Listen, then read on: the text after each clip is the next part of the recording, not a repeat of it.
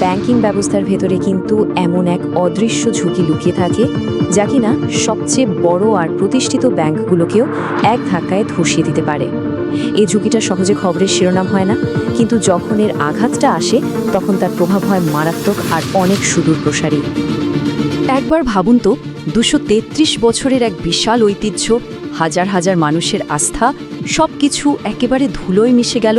আর তার কারণ মাত্র একজন ব্যক্তি। এটা কোনো সিনেমার গল্প না, এটা ব্যারিংস ব্যাংকের বাস্তব ঘটনা। আর এই পতনই প্রথমবারের মতো বিশ্বের তাবড় তাবড় আর্থিক নিয়ন্ত্রকদের চোখে আঙুল দিয়ে দেখিয়ে দিয়েছিল এক নতুন ধরনের বিপদকে, যার নাম অপারেশনাল রিস্ক। বেরিংস ব্যাংকের পতনের ঠিক কেন্দ্রবিন্দুতে ছিল এই অপারেশনাল রিস্ক বা পরিচালন ঝুঁকি। মানে সহজ করে বললে এটা হলো ব্যাংকের ভেতরের সিস্টেমের ঝুঁকি। যখন কোনো কর্মচারী ভুল করে বসেন, কোনো সফটওয়্যার ঠিকঠাক কাজ করে না, কোনো প্রক্রিয়ার মধ্যে গলদ থেকে যায়, বা ধরুন কোনো জালিয়াতি হয়, এই সব কিছুই অপারেশনাল রিস্ক। এটা কিন্তু ক্রেডিট রিস্ক বা মার্কেট রিস্কের মতো নয়, যেগুলো বাইরের অর্থনৈতিক পরিস্থিতির ওপর নির্ভর করে। এই ঝুঁকিটা ব্যাংকের নিজের ভেতর থেকেই জন্মায়। তো আজকের এই আলোচনায় আমরা এটাই দেখব, এই ঝুঁকিটা আসলে কি, আন্তর্জাতিকভাবে এটা মোকাবিলার সেরা উপায়টাই বা কি, বাংলাদেশের ব্যাংকগুলো সেই মানদণ্ড ঠিক কতটা মেনে চলছে, আর যখন এই প্রতিরক্ষা ব্যবস্থা ভেঙে পড়ে তখন তার পরিণতি কতটা ভয়াবহ হতে পারে। বিশ্বজুড়ে নিয়ন্ত্রকরা এই ঝুঁকি ব্যবস্থাপনার জন্য একটা গোল্ড স্ট্যান্ডার্ড তৈরি করেছেন।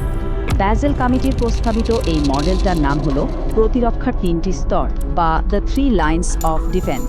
আমাদের হাতে থাকা গবেষণাটি বাংলাদেশের ব্যাংকিং খাতের একটা জরিপের উপর ভিত্তি করে তৈরি করা হয়েছে। এই তথ্যগুলোই আমাদের দেখাবে যে আন্তর্জাতিক মানদণ্ডের সঙ্গে স্থানীয় বাস্তবতার ব্যবধানটা ঠিক কতটা এবং কোথায়। প্রথম তথ্যটাই কিন্তু বেশ ভাবনার। দেখুন, জরিপ অনুযায়ী মাত্র ১৭% ব্যাংক প্রতিরক্ষার ওই ৩টি স্তর পুরোপুরি বাস্তবায়ন করেছে। তার মানে কি দাঁড়ালো? ১০০টা ব্যাংকের মধ্যে ৮৩টারই ওই আদর্শ দুর্গের প্রতিরক্ষা ব্যবস্থায় কোথাও না কোথাও একটা বড় ফাঁক রয়ে গেছে। সোজা কথায়, বেশিরভাগ ব্যাংকের ঝুঁকি ব্যবস্থাপনার ভিত্তিটাই আসলে নড়বড়ে। এখন এই স্লাইডটা দেখুন, সমস্যাটা আরও পরিষ্কার হবে। ব্যাংকগুলো ঝুঁকি শনাক্ত করতে কি ব্যবহার করে? ৬০%ই নির্ভর করে অভ্যন্তরীণ নিরীক্ষার উপর। এর মানে হলো অনেকটা আগুন লাগার পর ফায়ার অ্যালার্ম বাজার মতো অবস্থা। মানে ঝুঁকিটা ঘটে যাওয়ার পর তারা ব্যবস্থা নেয়। অথচ কি রিস্ক ইন্ডিকেটরস বা KRI এর মতো আধুনিক টুল ব্যবহার করে কিন্তু আগে ভাগেই বিপদের সংকেত পাওয়া সম্ভব, যার ব্যবহার হচ্ছে মাত্র ২২%। এই যে একটা প্রতিক্রিয়াশীল মানসিকতা, এটাই কিন্তু বড় বিপদের কারণ হয়ে দাঁড়ায়। আজকের এই ডিজিটাল যুগে সবচেয়ে বড় অপারেশনাল রিস্কগুলোর একটা হলো সাইবার নিরাপত্তা। কিন্তু জরিপ কি বলছে?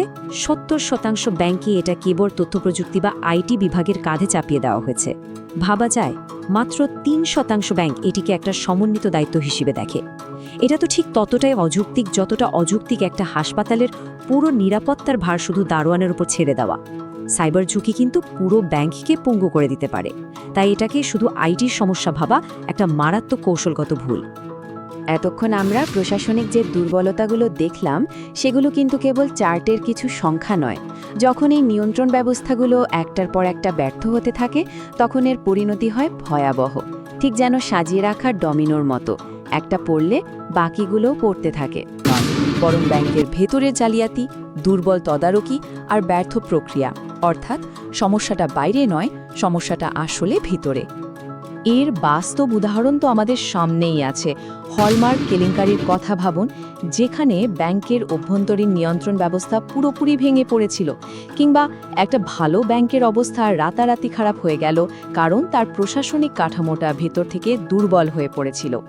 এই প্রত্যেকটা ঘটনাই প্রমাণ করে যে অপারেশনাল রিস্ক ব্যবস্থাপনার ব্যর্থতার পরিণতি কতটা ভয়াবহ হতে পারে। বেশ, সমস্যাগুলো তো স্পষ্ট। এখন প্রশ্ন হলো, সমাধান কি?